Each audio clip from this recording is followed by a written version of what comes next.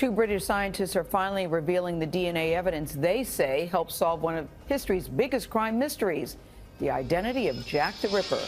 For more than 130 years, one of history's most infamous killers remained a mystery without a confirmed identity. Between 1888 and 1891, a series of horrifying murders terrorized London's Whitechapel district. At least 5 women were brutally killed in crimes that shocked Victorian England and launched one of the largest criminal investigations of the 19th century. Detectives questioned thousands of people, pursued countless leads, and examined hundreds of suspects. Yet the man known as Jack the Ripper seemed to disappear without a trace. More than a century later, the case took an unexpected turn. In recent years, researchers revisited evidence connected to the investigation using forensic techniques that did not exist in the Victorian era. By analyzing genetic material reportedly recovered from an item associated with one of the victims and comparing it with living descendants through modern DNA methods, investigators claimed they had identified a possible suspect with a very high statistical level of confidence.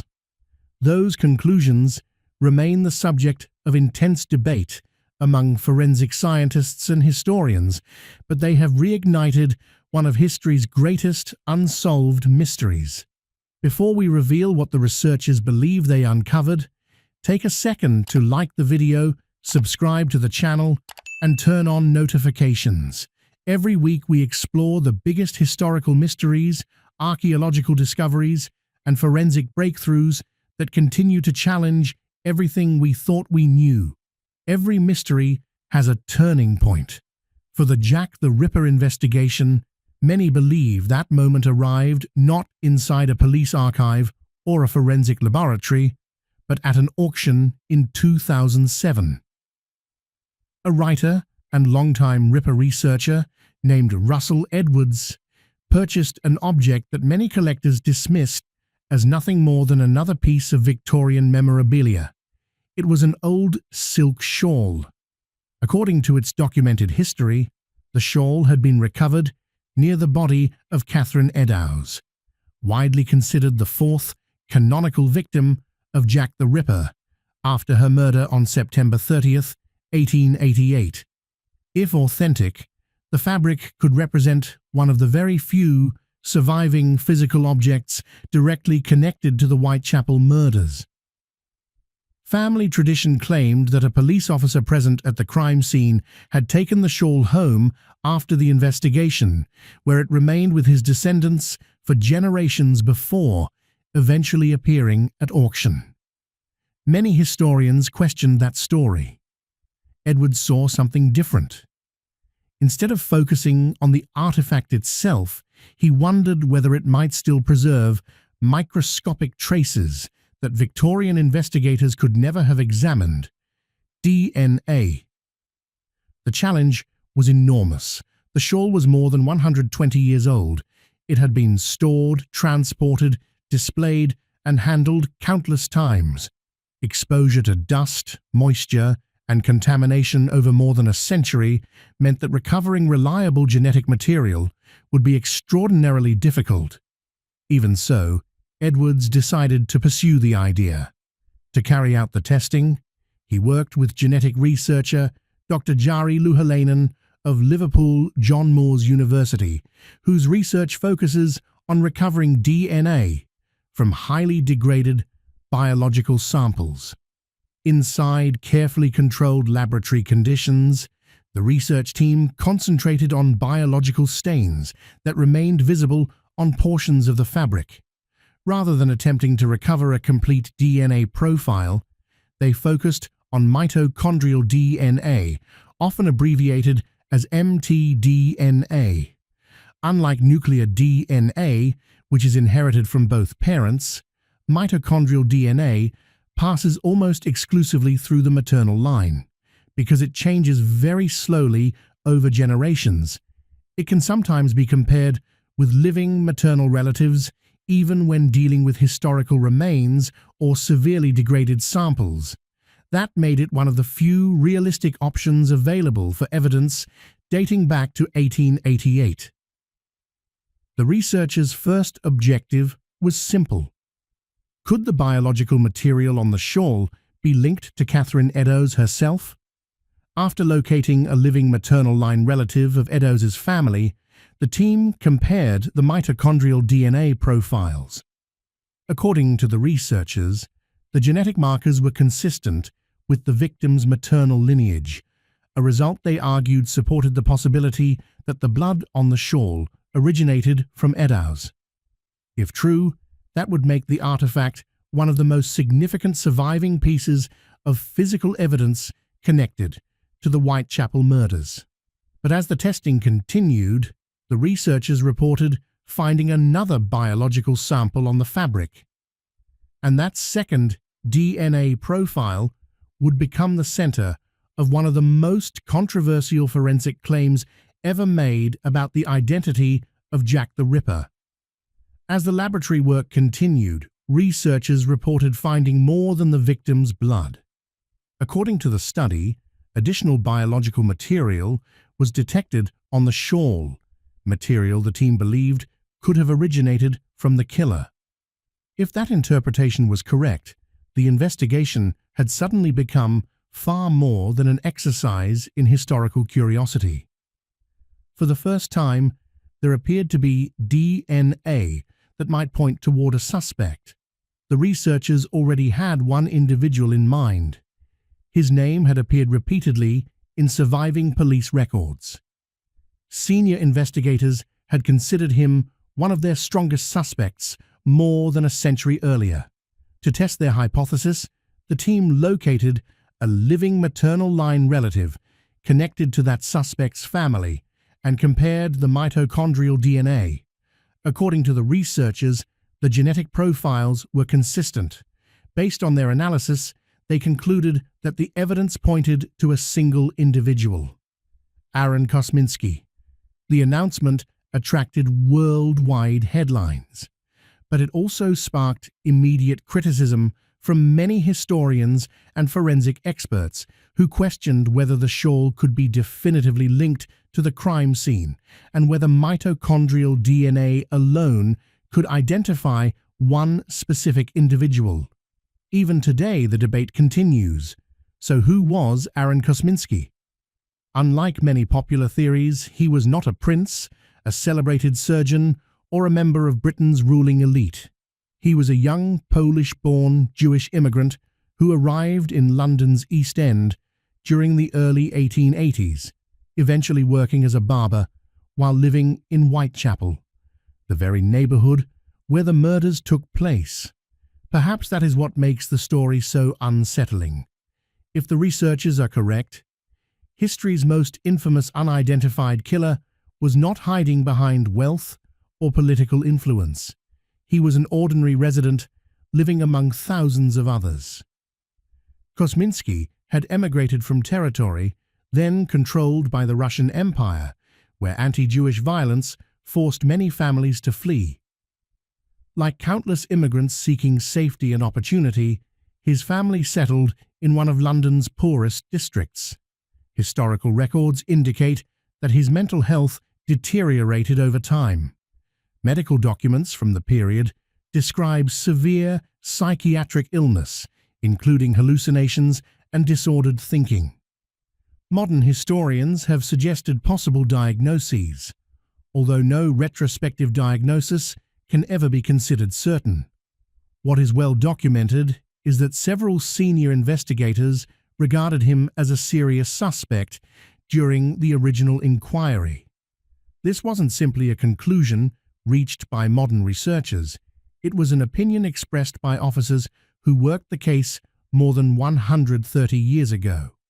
Among them was Sir Melville Macnaghten, who prepared an internal memorandum identifying Kosminsky as one of the leading suspects in the Whitechapel murders. Another important figure was Chief Inspector Donald Swanson, one of the officers directly involved in the investigation. Years after the murders, Swanson made handwritten notes in the margins of a personal copy of McNaughton's writings. Those annotations, discovered decades later, stated that Kosminsky had been identified by police as the likely killer, later committed to a psychiatric institution, and never released. Historians continue to debate exactly how much weight those notes should carry. Even so, they remain among the most significant surviving documents connected to the investigation. When viewed together, the historical evidence is striking. Kosminsky lived only a short distance from the murder sites. He was already known to police. His documented mental illness attracted investigators' attention, and his name repeatedly surfaced in confidential police records long before modern DNA testing was ever proposed. Then there is one final detail that continues to fuel discussion. In 1891, Kosminsky was admitted to Colney Hatch Lunatic Asylum, where he spent the remainder of his life before dying in 1919. By that time, the series of canonical Jack the Ripper murders had already come to an end. Was that merely a coincidence, or was it one more piece of a puzzle that investigators, both Victorian and modern, have been trying to solve for more than a century? The question remains open, and the debate is far from over. The killings came to an end in 1891, the same year Aaron Kosminsky was taken off the streets of Whitechapel. DNA findings, police records, geographic profiling, psychiatric evaluations, and the timeline all seem to converge on one individual. Every piece of evidence points in the same direction. For many, 1888 became the year Whitechapel changed forever. Yet if you truly want to understand the mystery of Jack the Ripper, you have to look beyond the man himself. You have to understand the city that shaped him, the harsh conditions that surrounded him, and the terrifying reality of life in Whitechapel during the autumn of 1888. Set aside the polished image of Victorian England for a moment. Forget the horse-drawn carriages, elegant mansions, and wealthy gentlemen strolling through fashionable streets. That version of London certainly existed, but it belonged to the prosperous West End. Just a few miles away, the East End was an entirely different world. Whitechapel was a place of unimaginable hardship. In 1888, it ranked among the most overcrowded, impoverished, and disease-ridden districts anywhere on Earth.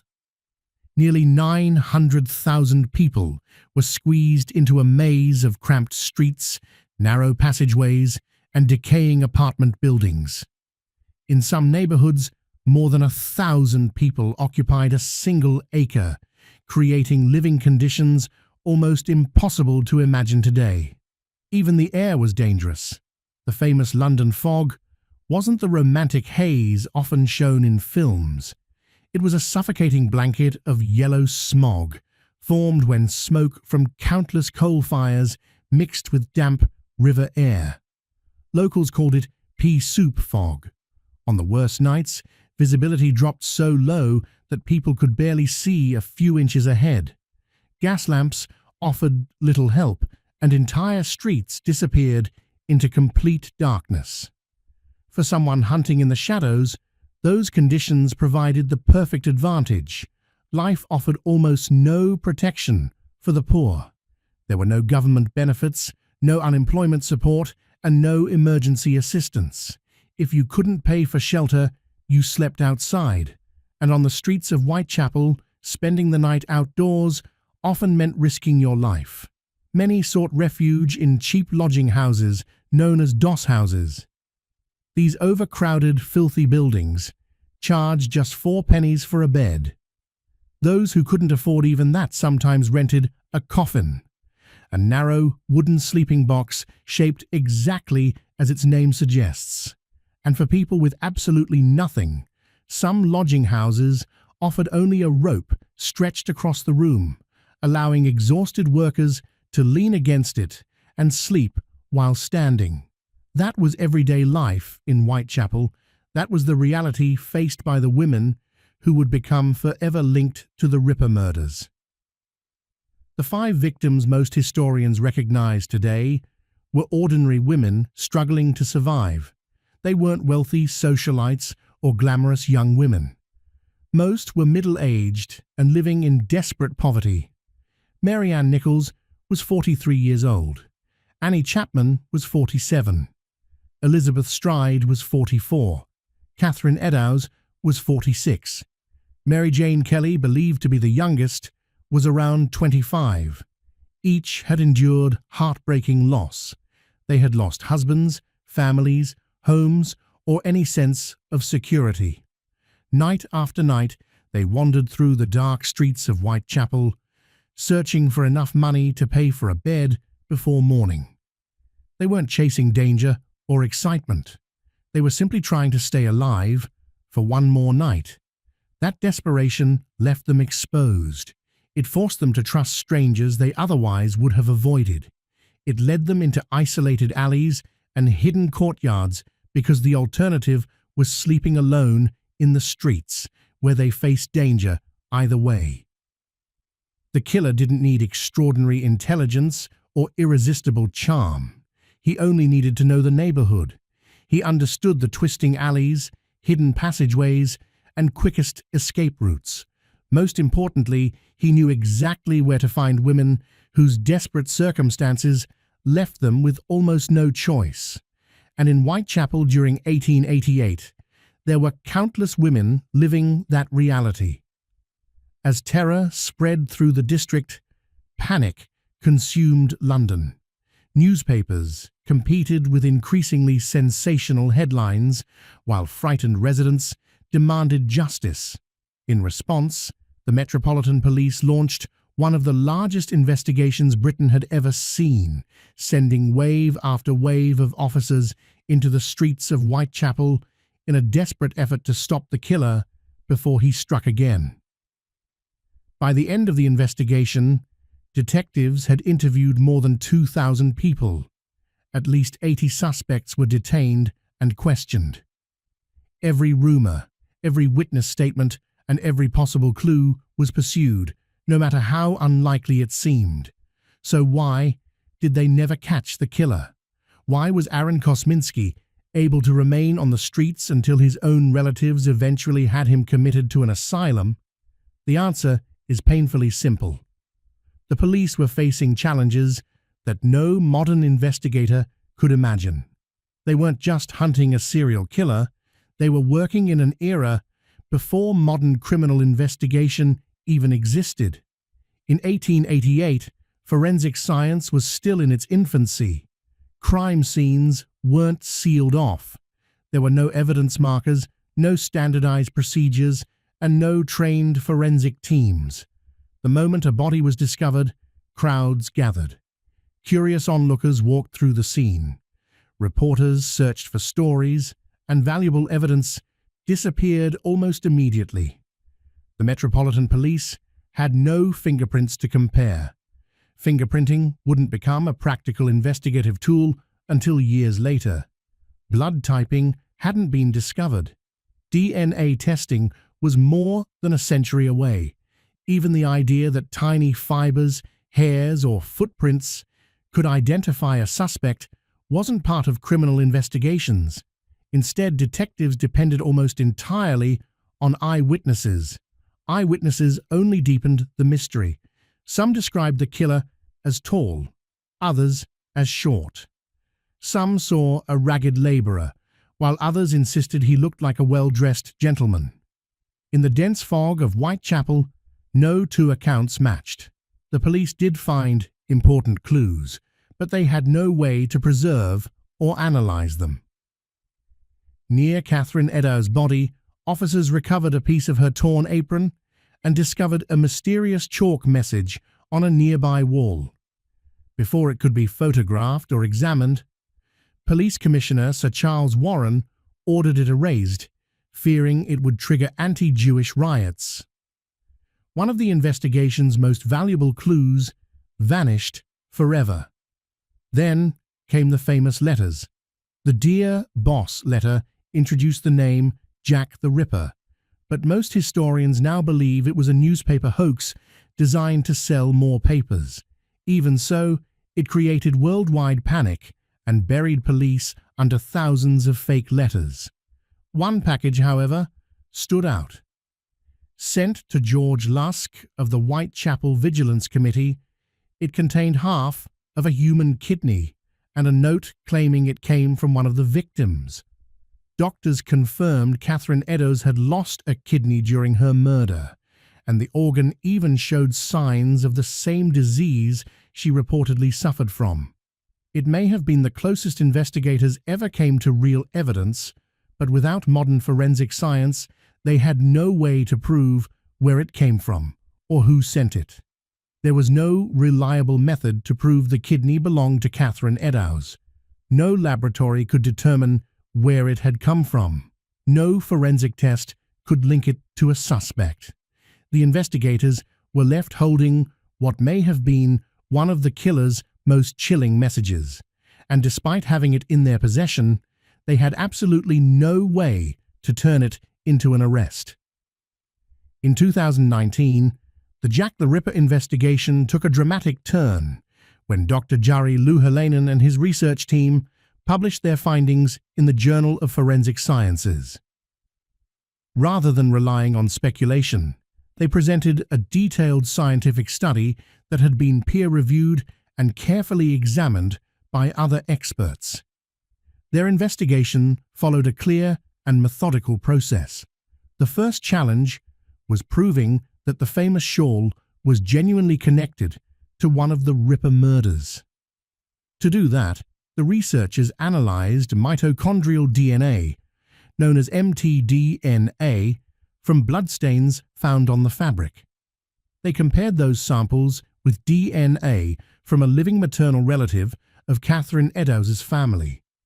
Because mitochondrial DNA is passed almost unchanged from mother to child through generations, the comparison strongly suggested that the blood on the shawl belonged to Eddowes herself. The shawl's connection to Catherine Eddowes was only the first step. The real breakthrough came when scientists recovered another DNA sample believed to have been left by the killer. They compared its mitochondrial DNA with that of a living maternal relative of Aaron Kosminsky, and the results matched. While the researchers acknowledged the limits of testing DNA over 130 years old, they concluded the evidence strongly supported Kosminsky as the source. Combined with police records, witness accounts, psychiatric history, and the fact that the murders ended after his commitment to an asylum in 1891, the case against him became more convincing than ever. Still, the debate continues. Critics argue the shawl may have been contaminated after passing through many hands, and degraded DNA can never provide absolute certainty. But for many historians, this remains the strongest evidence the case is ever likely to have. If police suspected Kosminsky, why wasn't he arrested? Victorian law demanded proof, not suspicion. Detectives had no fingerprints, no DNA, no confession, and not enough evidence to win a conviction. Before they could build a case, Kosminsky's deteriorating mental health led his family to place him in an asylum, and the killings stopped. Without a trial or official verdict, the mystery lived on. Myths replaced facts, and Jack the Ripper became one of history's greatest legends. Yet as science continues to unlock the past, one question remains. What other secrets are still hidden in history, waiting for the right discovery to finally bring them into the light?